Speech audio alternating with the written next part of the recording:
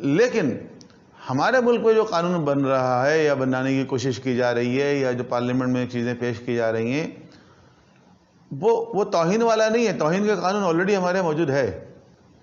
ہمارے یہاں کیا کہا جا رہا ہے کہ آپ ان کا بھی احترام کریں گے, ان کا بھی احترام کریں گے, ان کا بھی احترام کریں گے. ہمارے احترام والا قانون لگایا جا رہا ہے. تو دیکھیں, احترام کا تعلق بھی انسان کے نیت سے ہے, دل سے ہے.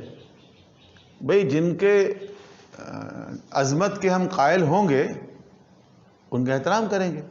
زور زبردستی احترام نہیں کروا سکتے آپ کسی سے.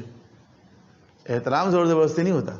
ہاں, توہین نہیں کریں گے آپ, یہ تو آپ قانون بنا سکتے ہیں کہ آپ توہین نہیں کریں گے, توہین کریں گے سزا ملے گی. لیکن اگر آپ یہ چاہ رہے ہیں کہ نہیں آپ فلاں کا احترام کریں, میں کیوں کروں احترام؟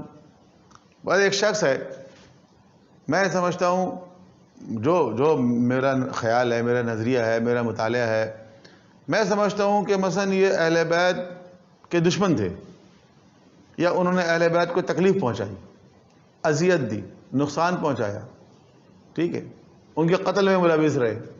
فرض کریں میرا نظریہ یہ ہے, میں اپنا خیال میں رکھ سکتا ہوں نا, مجھے تو اختیار ہے نا, میں اپنے جو نظریہ رکھوں. تو میں ایک شخص کے بارے میں یہ سمجھتا ہوں کہ وہ مثلا اہل بیت کے دشمنوں میں سے تھے, اہل بیت کو نقصان پہنچانے والوں میں سے تھے, اہل بیت کے قتل میں ملوث رہے یا ان کو ڈپرائیو کرنے میں ملوث رہے. اب میرے دل میں اگر اہل بیت کی محبت ہے تو ان کی محبت بیٹھی نہیں رہی ہے کہیں.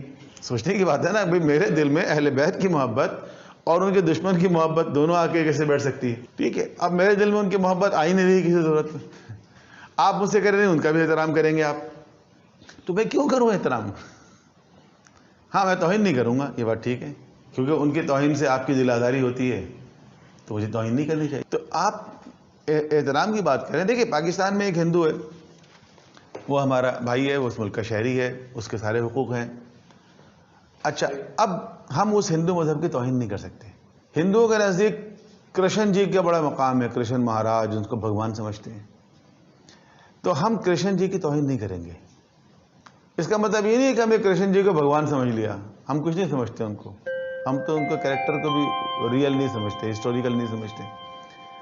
لیکن ہندو اس ملک کے شہری ہیں, ہندو ہمارے بھائی ہیں, ہندو اس ملک کے برابر کے شہری ہیں. ان کو قانون میں سارے حقوق حاصل ہیں جو ہمیں حاصل ہیں. ان کو مذہبی آزادی بھی حاصل ہے, وہ اپنی عبادت گاہ قائم کر سکتے ہیں, وہ اپنی مذہب کے مطابق عمل کر سکتے ہیں.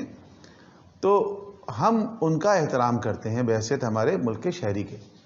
جب ان کا احترام کرتے ہیں ان کے مذہب کا بھی احترام کرتے ہیں.